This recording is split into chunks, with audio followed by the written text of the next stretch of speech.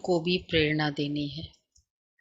प्रेरणा भी क्या, बाबा कहते आपको इन्वॉल्व ही नहीं होना है जहां इम्प्योरिटी की बात है। मतलब एनकरेज तो कभी नहीं करना है और इन्वॉल्व भी नहीं होना। और तीसरी बात बाबा ने कही कि चाहे जान चली जाए लेकिन लेकिन अब धरत पड़िए पर धरन धारणा न छोड़िए। तो इस लेवल तक प्योर बनना है। तो चलो बाबा के शब्दों में सुनते हैं। 28/3/22 मनुष्य मत पर जो तुम आधा कल्प चलते हो, अब मेरी मत पर चल पावन बनो, तो पावन दुनिया के मालिक बन जाएंगे। मेरी मत पर चलकर पावन बनो तो पावन दुनिया के मालिक बन जाएंगे। अच्छा, प्रश्न है, बेहद का बाप बच्चों को कौन सी आशीर्वाद देते हैं और वह आशीर्वाद किनको प्राप्त होती है, किन्हों को प्राप्त होती है? एक तो आशीर्वाद कौन सी देती है? अच्छा, ये वो आशीर्वाद देते हैं।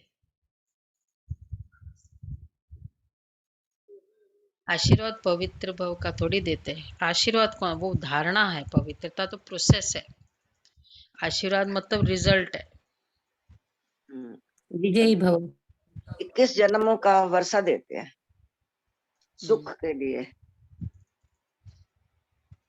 कौन सा आशीर्वाद देते हैं? बाप समान भव। हाँ, सुख का वर्षा, 21 जन्मों की सुख की गारंटी का आशीर्वाद। दुनिया के आशीर्वाद और भगवान के आशीर्वाद में क्या फर्क है? वो देते हैं लेकिन कंफर्म नहीं होता है। बच्चों को तो आप हमेशा यही आशीर्वाद देते हो ना, सुखी रहो, प्रगति हो, लेकिन कंफर्म है बच्चों के लिए। और बाप का आशीर्वाद कंफर्म है, लेकिन किनको मिलती है वो आशीर्वाद?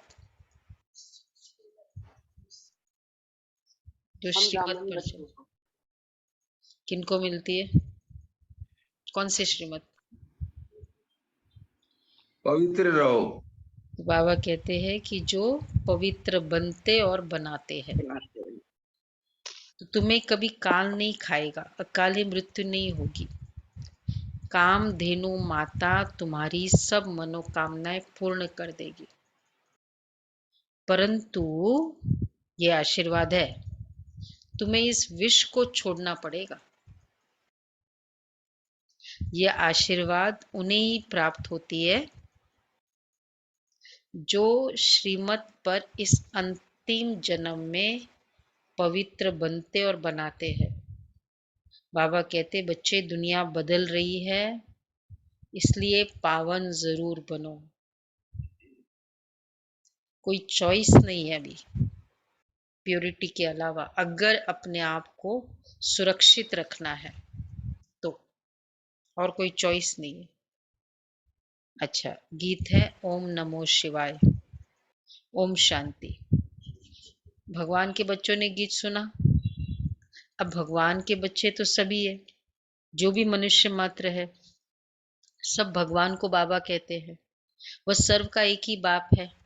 लौकिक बाप को सर्व का बाप नहीं कहेंगे, बेहद का बाप सर्व का ही बाप है, सर्व का सदगति दाता है, और कोई की महिमा हो ही नहीं सकती। सभी उस निराकार बाप को ही याद करते हैं। तुम्हारी आत्मा भी निराकार है तो बाप भी निराकार है, उनकी ही तुमने महिमा सुनी है।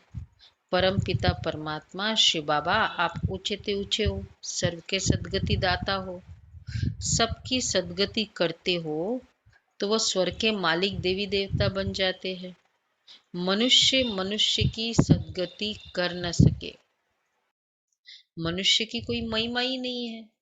अभी तुम बच्चों को बेहद के बाप द्वारा वर्षा मिलता है, तो आधा कल्प तुम प्रारब्ध भोगते हो। भगवान का आशीर्वाद और भगवान का वर्षा की ड्यूरेशन देखो, माँ बाप का आशीर्वाद क्या हो जाएगा, हो सकता है मैक्सिमम एक जन्म चले, लेकिन फिर भी आपने आशीर्वाद दी बच्चों को, तुम्हारी बहुत बिजनेस बढ़े, दे तो दी, बिजनेस तो बढ़ गया, लेकिन अगर वो खुद लायक न बने, अगर वो लायक न हो तो क्या हो जाएगा बोल, इन्वेस्ट करेगा लॉस में चला जा सकता है, कुछ भी हो सकता मतलब करके हो भी जाए, दिल का आशीर्वाद है ना, कहते हैं ना माँ बाप का आशीर्वाद लेना चाहिए, लेकिन उसकी भी तो लायकात चाहिए, इसलिए दोनों चाहिए। बाबा की आशीर्वाद ऐसे ही मिल जाए और बच्चा लायक ही ना हो तो फायदा नहीं ना, इसलिए बाबा पहले लायक बनाते फिर आशीर्वाद देते। इसलिए बाबा ने कहा ना, किनको मिलेगी, जो ही लायक। और वहां तो माँ बाप आशीर्वाद क्यों दे देते, बिना लायक भी तुम माँ बाप आशीर्वाद क्यों दे देते, हाँ, मोह, इस कारण वो आशीर्वाद, इसलिए वो लगता नहीं है, लायक बनाओ ना फिर आशीर्वाद दो। तो बाबा कहते हैं कि आधा कल्प, तो 5 विकारों रूपी भूत प्रवेश होते हैं, उसको राम राज्य कहा जाता है। तुम आधा कल्प वो प्रारब्ध भोगते हो, उसको राम राज्य कहा जाता है। फिर द्वापर से रावण राज्य शुरू होता है। 5 विकारों रूपी भूत प्रवेश होते हैं। जैसे वो भूत आत्मा जिसमें प्रवेश करते हैं, भूत प्रवेश होने के बाद क्या हालत होती है, वो बेताला बन जाता है। तो वैसे इन भूतों में नंबर 1 भूत काम महाशत्रु है।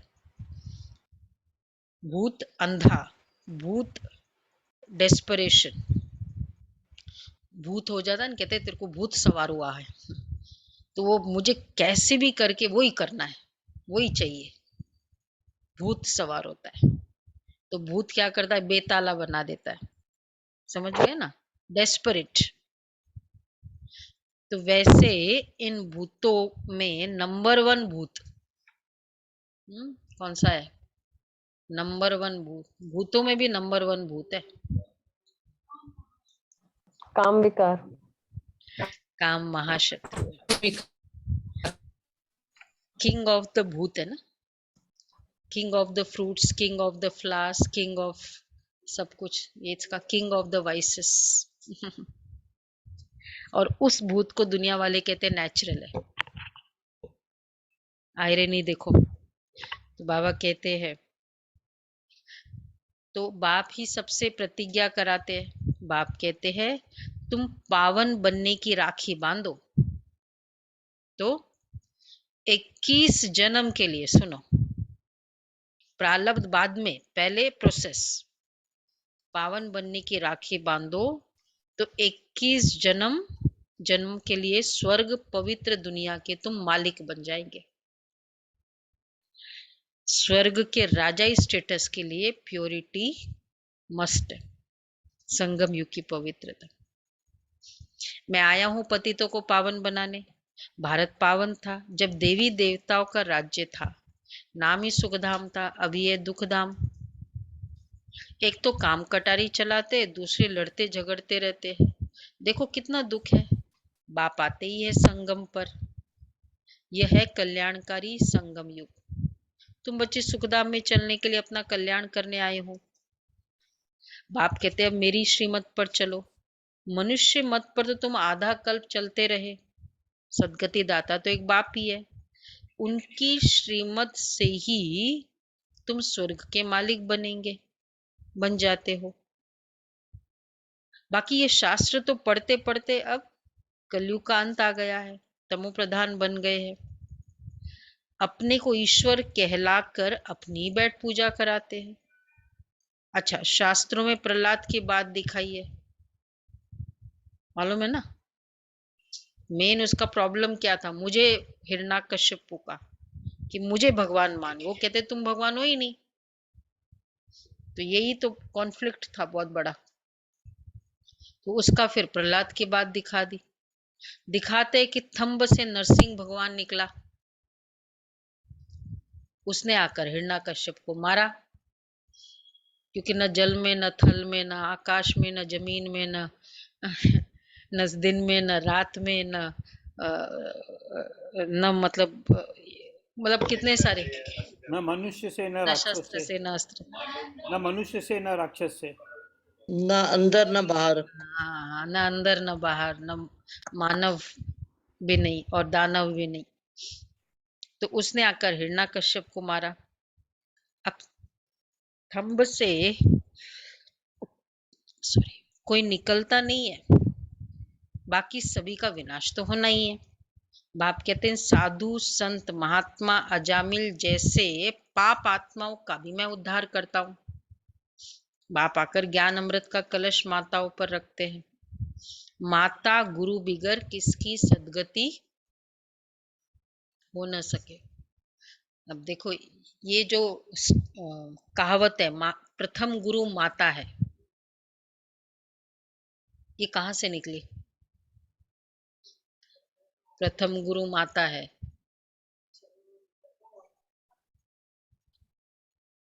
संगम बताओ। संगम से निकला दीदी, संगम से निकला है। कैसे? क्योंकि परमात्मा का ज्ञान माताओं के द्वारा दिया जा रहा है ना सबको। बहनों के थ्रू ये ज्ञान है ना, इसलिए बहनों के थ्रू ये ज्ञान बाबा देते हैं ना, तो फिर उन्होंने कह दिया माता प्रथम गुरु है। हाँ वैसे भी वो जो मतलब जो माता सिखाएगी, बट एक्चुअली ये कह सकते जो भी माताओं की ट्रेनिंग है, बट गुरु पॉजिटिव वर्ड तो नहीं है ना। गुरु मतलब जो अच्छी शिक्षा देते हैं।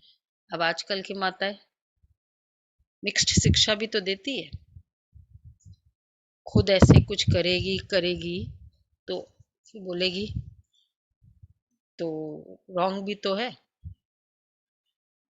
तो बाबा कहते हैं इसलिए वो माता नहीं है, गुरु मतलब ही अच्छी शिक्षा देने वाला। माता गुरु बिगर किसकी सदगति हो न सके। जगत अम्बा है, कामधेनु, सभी की मनोकामना पूर्ण करने वाली, उनकी तुम बच्चियां हो। अब बाप कहते कोई भी मनुष्य मात्र की बात नहीं सुनो। पतितों को पावन बनाने वाला एक बाप ही है, तो जरूर कोई पतित बनाने वाले होंगे। रावण राज्य में सभी पतित हैं। अभी वो पतित पावन बाप आया है स्वर्ग का वर्षा देने के लिए। कहते 21 जन्म तुम सदा सुखी रहेंगे। आशीर्वाद देते हैं ना, आशीर्वाद देने आया हूं, दे नहीं रहा हूं, पहले लायक बनो। इसलिए फिर वो उसको रिग्रेट नहीं है। कभी कभी माँ बाप आशीर्वाद दे तो देते हैं, लेकिन वो जब ना लायक बनता है तो कहते फायदा क्या हुआ, ऐसा निकल आया। तो इसलिए पहले बाबा पूरा मेहनत करा देते, लायक बना देते, फिर आशीर्वाद देते। तो वह है अल्पकाल सुख के लिए। लौकिक मात पिता भी आशीर्वाद करते हैं, वह है अल्पकाल सुख के लिए। यह है बेहद का मात पिता। कहते बच्चे तुम सदैव, दूसरा आशीर्वाद, अमर रहो। तो अमर रहो ना, अमर भव का भी तो आशीर्वाद देते हैं। नहीं शिव बाबा बेहद का माँ बाप। दीपक भाई दिख नहीं रहे हो या पीछे बैठो, इस तरफ आप पीछे बैठो।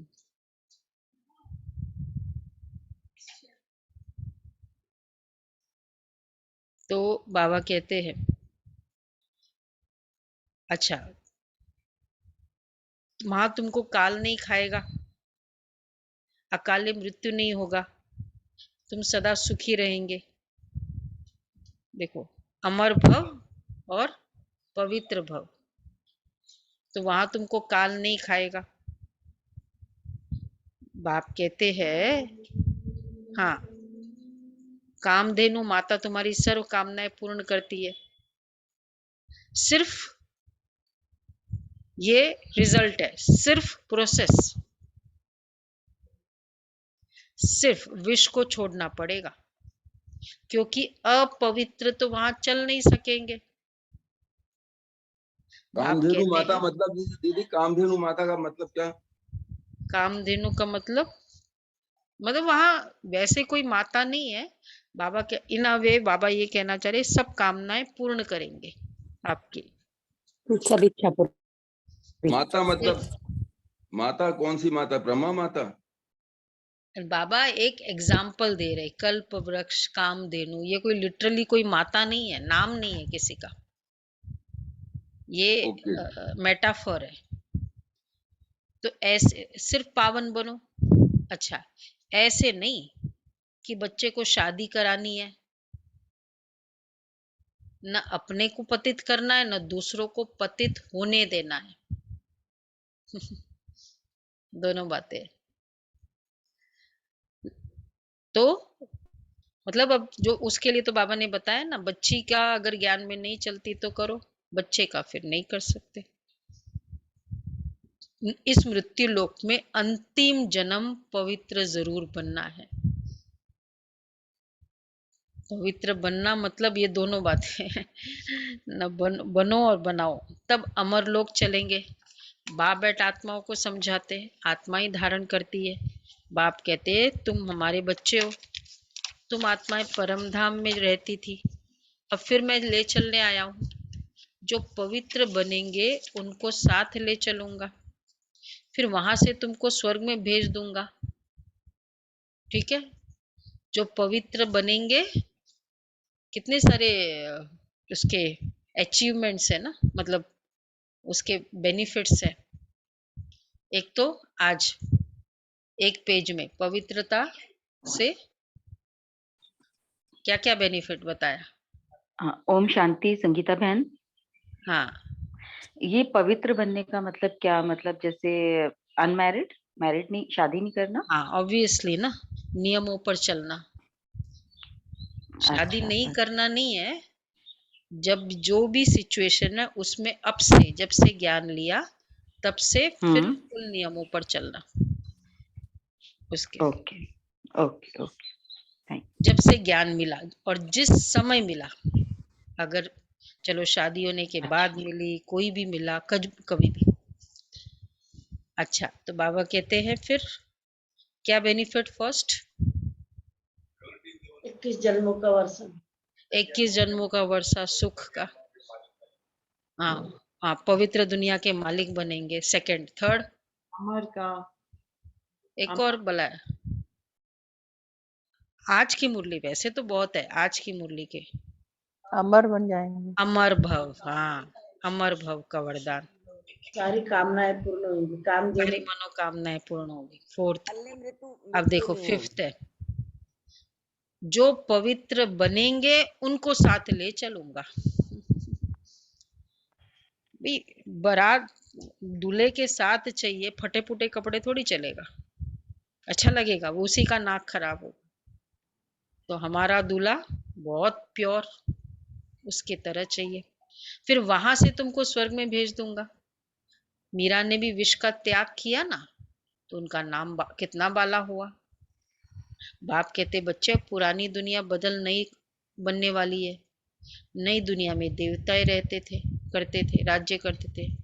मैं ब्रह्मा द्वारा तुमको राजयोग सिखलाता हूँ, तुमको श्रीमत देता हूँ श्रेष्ठ देवता बनने के लिए। कृष्णपुरी में चलना है। श्री कृष्ण को देखो कितनी महिमा है, वह सर्वगुण संपन्न। हमारी मत पर चलेंगे तो ऐसा लक्ष्मी नारायण बनेंगे। जिन्होंने कल्प पहले वर्षा लिया होगा वो श्रीमत पर चलेंगे, नहीं तो आसुरी मनमत पर चलते रहेंगे। ये बाबा भी उस निराकार से ही मत लेते।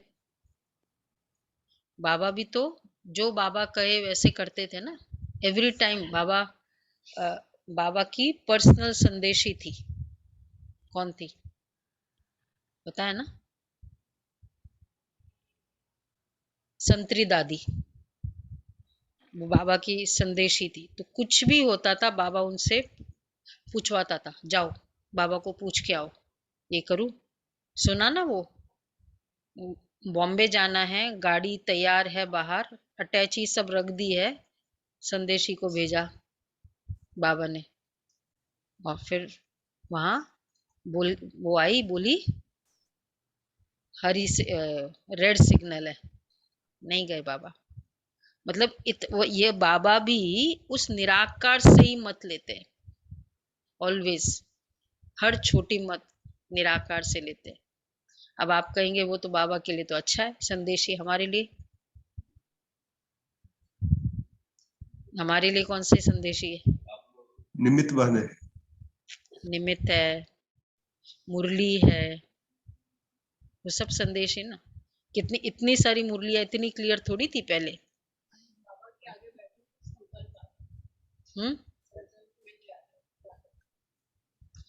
संकल्प भी बहुत एकदम उसमें डिटैच होकर संकल्प, कभी कभी हमको जो अच्छा लगता है वो संकल्प को हम, ऐसा ना हो उसको कन्वीनियंट है या अच्छा लगता है उसको ही बाबा का संकल्प समझे, ये भी नहीं। तो बाबा कहते हैं नहीं तो आसुरी मत पर चलते रहेंगे, ये बाबा भी उस निराकार से ही मत लेते हैं। कहते तुम सब सजनी अथवा भक्तिया हो, एक है साजन अथवा भगवान, मनुष्य को कभी भी भगवान नहीं कह सकते, ये उल्टी मत तुमको मिली हुई है, इसलिए तुम्हारी ऐसी दुर्गति हुई है। मैं ही एक पार करने वाला हूँ, ये गुरु लोग मेरे धाम को ही नहीं जानते, तो मेरे पास ले कैसे आएंगे? मनुष्य तो जहां भी जाएंगे तो माथा टेकेंगे, इसलिए मैं स्वयं ही लेने को आया हूं, फिर तुमको स्वर्ग धाम में भेज दूंगा। वह है विष्णुपुरी सूर्यवंशी। त्रेता को कहा जाता है राम राज्य, उसके बाद शुरू होता है रावण राज्य द्वापर में। तो भारत शिवालय से वैश्यालय बन जाता है। यही भारत संपूर्ण निर्विकारी था, यही भारत पूर्ण विकारी बन गया। अब तुम बच्चे राजयोग सीख सारे विश्व पर जीत प्राप्त कर लेते हो। दो बंदरों की कहानी है ना, मालूम है किस कंटेक्स्ट में बाबा कहते हैं? आप लोगों को तो पता है। दीपक भाई, दो बंदरों की कहानी किस कंटेक्स्ट में बोला? तीसरा महायुद्ध। दो बिल्लियां, दो बंदर आपस में लड़ते और मक्खन तीसरा ले लेता है। रशिया अमेरिका, वैसे अभी हो ही रहा है ना, शुरू ही हो जाएगा। जिस जो हालात चल रहे हैं, कोई एक बार दुश्मनी बढ़ गई, शुरू हो गई और इतना नुकसान हो गया, तो क्या दुश्मनी कम होगी या बढ़ेगी? एक दुश्मनी थी, फिर आपने मेरा घर तोड़ दिया, अब मेरी दुश्मनी बढ़ेगी या कम होगी? कोई कहते शांत हो जाएगा, कैसे शांत होगा? बढ़ेगी ना। एक कॉमन खुद का ही एक ले लो, और उसने तो फिर मतलब मार ही दिया, किलिंग्स हो गए, अब दुश्मनी बढ़ेगी। तो बाबा इसलिए कह रहे हैं कि दो बंदर आपस में लड़े और मक्खन तुम बच्चे लेते हो।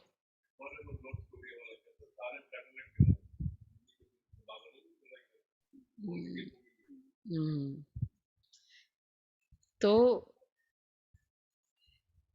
कल्प, हाँ, ये अब तुम बच्चे राजयोग सीख रहे हो, वो आपस में लड़ते, विश्व रूपी माखन तुमको मिलता है। तुम केवल शिव बाबा और स्वर्ग को ही याद करेंगे।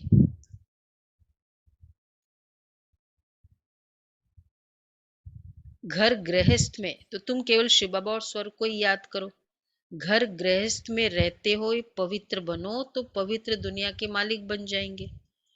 पवित्रता पर ही अत्याचार होते हैं, कल पहले भी हुए थे, अभी भी होंगे जरूर, क्योंकि प्योरिटी पर अत्याचार, क्योंकि तुम अब जहर नहीं देते हो, इसलिए अत्याचार होता है। अच्छा, तो बाबा क्या कह रहे?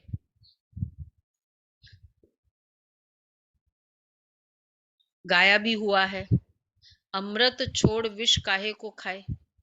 अमृत पीते पीते तुम मनुष्य से देवता बन जाते हो। तो जो पक्के ब्राह्मण होंगे वह तो कहेंगे, अमृत पीते पीते मनुष्य से देवता बनते हो।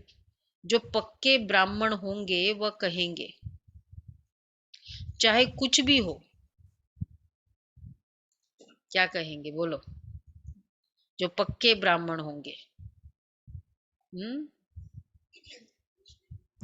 विष का पान कौन नहीं, बताएगा? विरालिका बेन बोलो। विष का पान नहीं करेंगे। हाँ,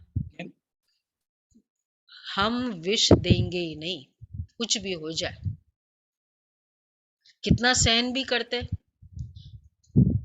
तो सहन करने वाले को दादी क्या कहती थी? सहनशाह। हाँ, तो सहन भी करते हैं, तब तो उच्च पद पाते हैं ना। शिव बाबा को याद करते करते प्राण भी छोड़ देते हैं। ये पवित्रता के रिपरकशंस है सारे। रेडी? चलेगा? बोलो भाई। हाँ, हेमलता बहन चलेगा? चाहे कुछ भी हो जाए। सुंदरी बहन एक होती थी यज्ञ में, शुरू में 2-3 बहनें थी ऐसे, ले गई उठा के, यज्ञ में आई थी, फिर कुछ बहाना कर करके पेरेंट्स लेके गए उसको वहां से, और फिर बहुत अत्याचार किया। गंगे दादी का तो अलग है, पर शरीर छोड़ दिया उसने। ऐसे भी थे। इसलिए हमारा जो यज्ञ बना है ना, इस तरह की आहुतियों से बना हुआ है, तब ये यज्ञ खड़ा है आज। तो बाबा कहते हैं, शिव बाबा को याद करते करते प्राण भी छोड़ देते हैं। शिव बाबा का फरमान है। पहले तो ये था, आजकल क्या है, डिवोर्स दे देते, मतलब नहीं करना है। पुष्प शांता दादी कितनों के तो ऐसा ही हुआ ना, छोड़ दिया।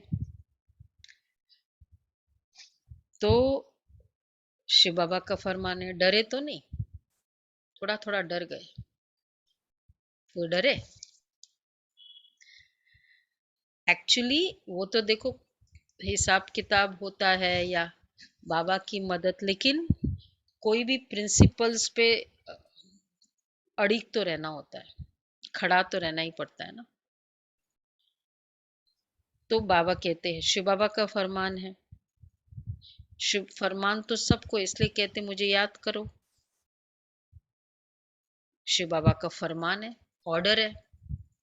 फिर बाबा मदद भी तो करता है ना, चाहे ठीक है कोई ऐसे अकाउंट होते हैं, लेकिन बहुत मदद मिलती है, क्योंकि फरमान को फॉलो किया ना। फरमान तो सबको है, इसलिए कहते मुझे याद करो तो मेरे पास परम धाम में आ जाएंगे। शिव बाबा इस मुख द्वारा तुम आत्माओं से बात करते हैं, वह भी मनुष्य है। मनुष्य कभी भी मनुष्य को पावन बना नहीं सकते। बाप को बुलाते हैं कि पतितों को आकर पावन बनाओ, तो मुझे जरूर पतित दुनिया में ही आना पड़े, क्योंकि पतित पावन आओ तो कब आना पड़ेगा? पतित में, क्योंकि यहाँ कोई पावन है ही नहीं। अब बाप कहते हैं, मैं तुमको इस श्री कृष्ण जैसा पावन स्वर्ग का मालिक बनाता हूं। वैसे कोई तो सन्यासी आदि थे ना पवित्र, बाबा कहते यहाँ कोई पावन ही नहीं था। कैसे?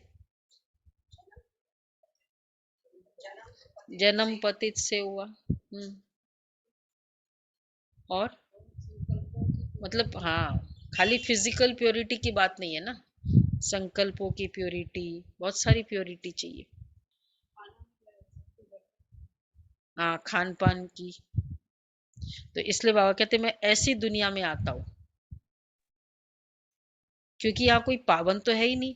अब बाप कहते मैं तुमको इस श्री कृष्ण जैसा पावन स्वर्ग का मालिक बनाता हूं। अगर कोई कहता है कि मैं बंधन में हूं, अच्छा तो बाबा क्या करे? तुमको तो ज्ञान मिलता है कि गृहस्थ व्यवहार में रहते श्रीमत पर चलो तो तुम श्रेष्ठ बनेंगे। तुम सब ईश्वरीय परिवार के हो। शिव बाबा, ब्रह्मा दादा, तुम ब्राह्मण ब्राह्मणिया, पोत्रे और पोत्रिया, तुम सबको स्वर्ग का वर्षा बादशाही मिलती है, बाप देता है। स्वर्ग का वर्षा तो हम बाप के वारिस ठहरे, तो जरूर हम स्वर्ग में होने चाहिए ना। शिव हमारा पिता का वर्षा है, ये प्रॉपर्टी, उसके पास यही चीज है, तो हम कहाँ बैठेंगे, हम कहाँ रहेंगे? पिताजी की प्रॉपर्टी में बैठेंगे, रहेंगे ना। तो अगर हम परमात्मा के बच्चे हैं, स्वर्ग का वर्षा है, तो हम कहाँ जाएंगे फिर? स्वर्ग हमारा बर्थ राइट है, तो जरूर हम स्वर्ग में होने चाहिए। अच्छा, फिर हम अभी नरक में क्यों हैं? क्या लॉजिकली बाबा बताते, उसकी प्रॉपर्टी स्वर्ग है, फिर मैं नरक में क्यों?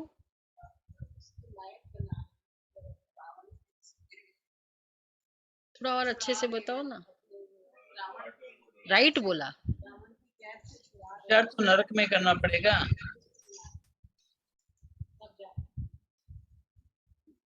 देखो, पिताजी ने बहुत अच्छा बंगला दिया और उसके बाद उसने बिजनेस में ऐसे कर करके घाटा डाल डाल के अब वो झोपड़ी में आ गया।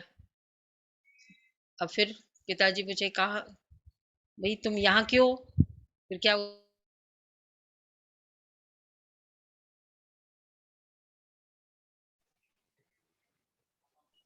विकारी बनने से नरक में आए हैं।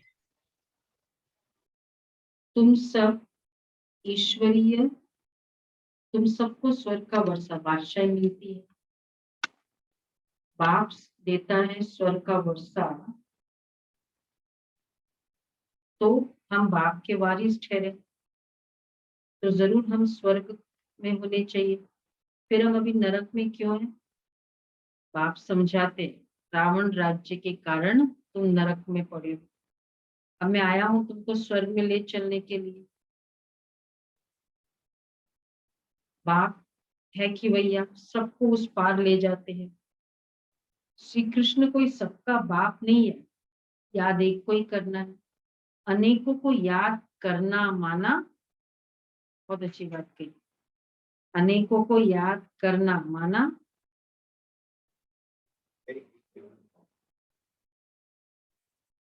भ्रष्टाचारी बनना, माना चक्कर, भ्रष्टाचारी बनना, अनेकों को याद करना माना भक्ति, एक को याद करना माना ज्ञान। तो एक बाप को याद करेंगे तो अंत मध्य से गति हो जाएगी। एक बाप की श्रीमत गाई हुई है, न कि अनेक गुरु गोसाई की। वह तो कह देते भगवान नाम रूप से न्यारा है, परंतु नाम रूप से न्यारी कोई होती नहीं, कोई वस्तु होती नहीं। आकाश पोलार है फिर भी नाम तो है ना। अभी ये भारत कितना कंगाल है, देवाला मारा हुआ है। बाप कहते जब ऐसी हालत हो जाती है तो मैं आकर भारत को सोने की चिड़िया बनाता हूँ। भंबोर को आग तो लगनी है, दुनिया पुरानी दुनिया सारी खलास हो नहीं बनेगी। तुम बच्चे श्रीमत पर स्वर्ग के राजधानी स्थापन कर रहे हो, यह है ईश्वरीय पढ़ाई, बाकी सब है आसुरी पढ़ाई। इस पढ़ाई से तुम स्वर्गवासी बनते हो, उस पढ़ाई से तुम नरकवासी बनते हो। अब दैवी झाड़ दिन प्रतिदिन बढ़ता जाएगा, माया की तूफान भी बहुत लगते हैं।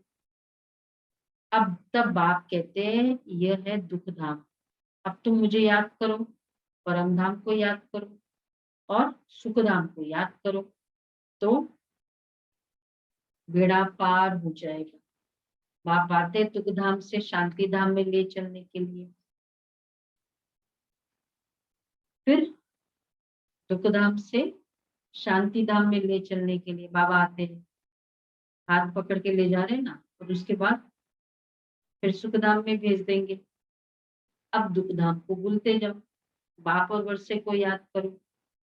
अच्छा, मीठे मीठे सिके लगे बच्चों प्रति माता पिता बाप दादा का याद प्यार रूहानी बाप की रूहानी नमस्ते अपने बच्चों की हम सब रूहानी बच्चों की रूहानी बाप दादा को हम याद रूहानी प्यार बच्चों की रूहानी बाप गुड बहुत मॉर्निंग और नमस्ते। शुक्रिया बाबा, शुक्रिया। बहुत शुक्रिया बाबा। पहला पॉइंट है ज्ञान और योग से अपने बंधनों को काटना है। ठीक है, ज्ञान और योग से अपने बंधनों को काटना है। इस दुखधाम को भूल शांति धाम और सुख धाम को याद करना।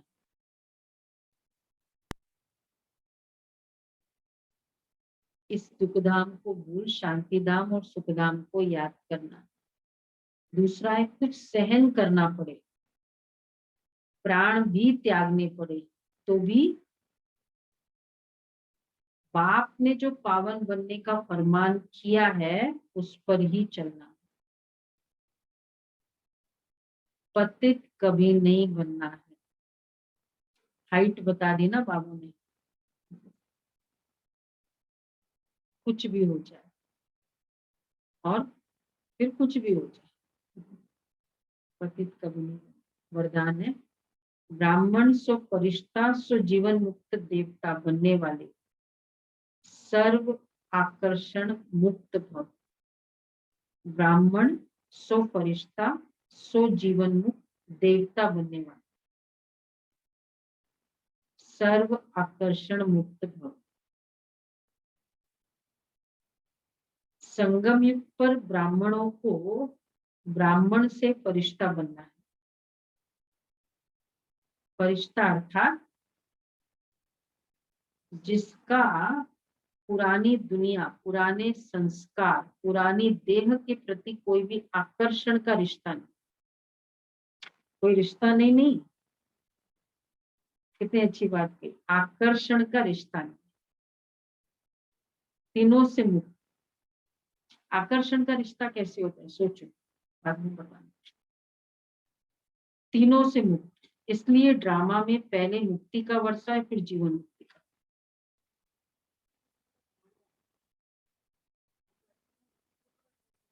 प्रभाव में आना, इसको कहेंगे आकर्षण। तो फरिश्ता अर्थात मुक्त, और मुक्त फरिश्ता ही जीवन मुक्त देवता बनेंगे। जब ऐसे ब्राह्मण सो सर्व आकर्षण मुक्त फरिश्ता सो देवता बनो, तब प्रकृति भी दिल व जान सिख व प्रेम से आप सबकी सेवा करेगी। सब सर्व आकर्षण से मुक्त फरिश्ता देवता बने। तो कोई भी तरह का पुलिंग संकल्पों में चल रहा है वो आकर्षण। कोई प्रोग्राम कल हुआ, आज उसका चिंतन चल रहा है, क्या कहेंगे?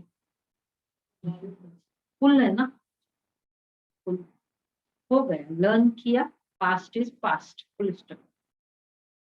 तो ये सब आकर्षण से। एक्चुअली मुझे लगता है यही पुरुषार्थ चाहिए,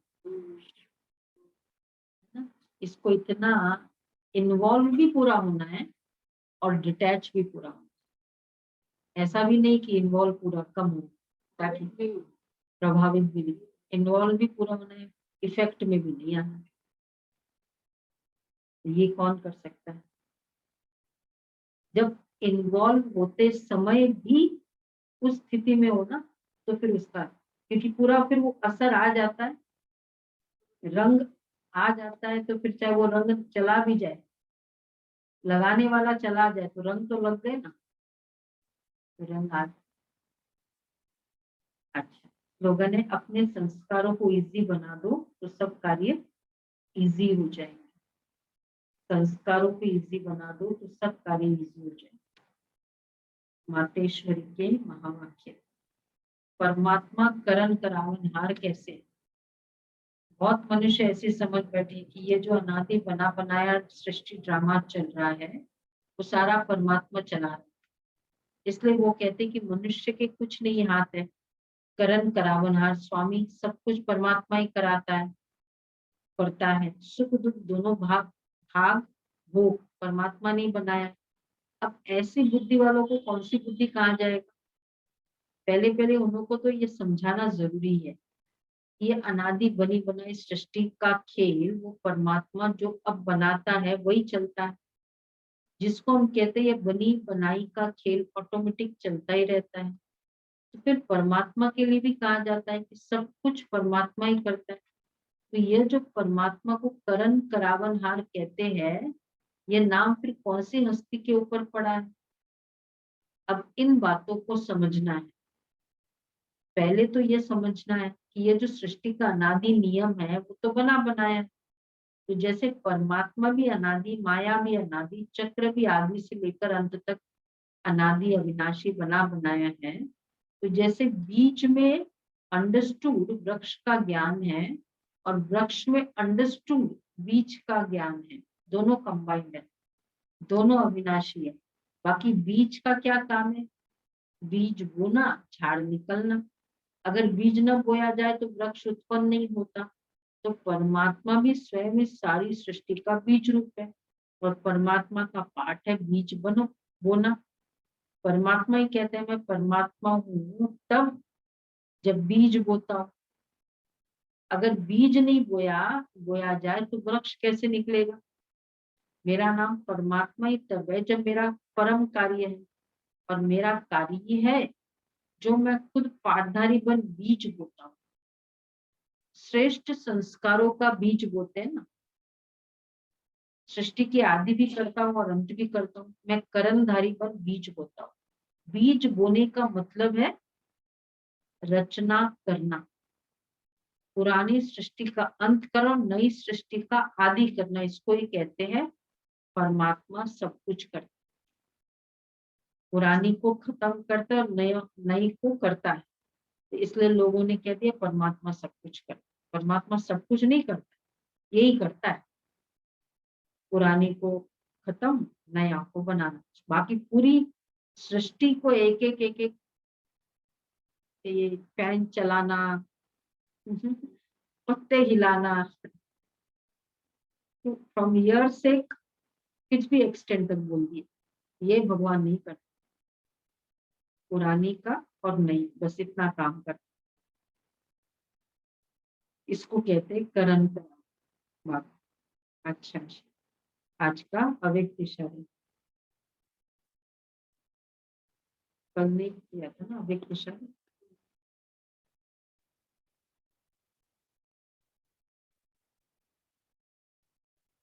विशेष जब अनेक जन्मों का हिसाब किताब एक जन्म में चुकतू करते हैं तो कभी कभी वो फोर्स का रूप ले लेता है।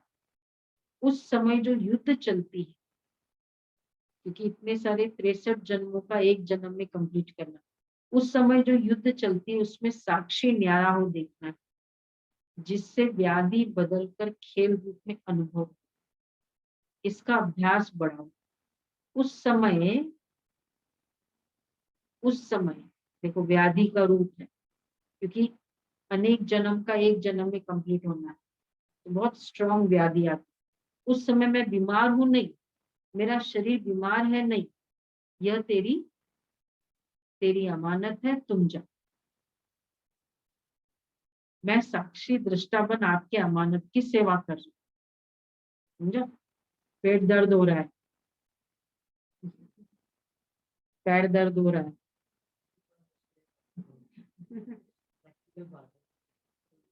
आपकी अमानत है, मैं इसकी सेवा। एक्चुअली कौन सी बात मुश्किल नहीं थी? पवित्रता मुश्किल थी? इजी थी क्या? की ना, प्रैक्टिस की ना, हुआ ना। तो मैं साक्षी दृष्टा बन आपके अमानत की सेवा कर रही हूँ। इसको कहा जाता है साक्षी दृष्टा उपराम स्थिति।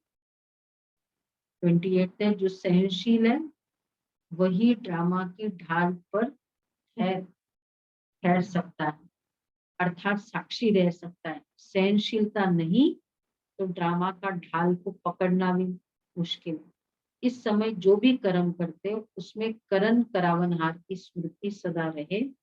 कराने वाला बाप है, करने वाला निमित्त हूँ। अगर ये स्मृति में रख कर्म करो तो अनुभव होगा कि साक्षी हो, जैसे पाठ बजा रहे।